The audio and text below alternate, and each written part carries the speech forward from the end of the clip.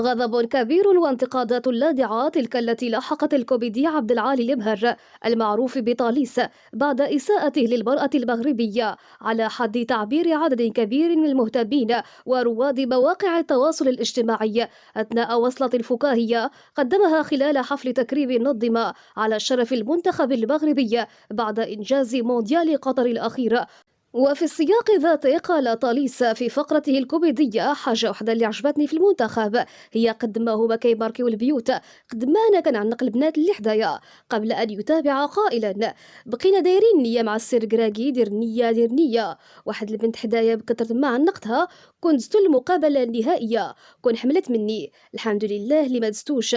تصريح طاليس بهذه الطريقة التي وصفها جل المتابعين بالوقحة جر عليه غضب فئات عريضة من النساء وأيضا الرجال الذين شددوا على أن المرأة المغربية ليست بالرخيصة.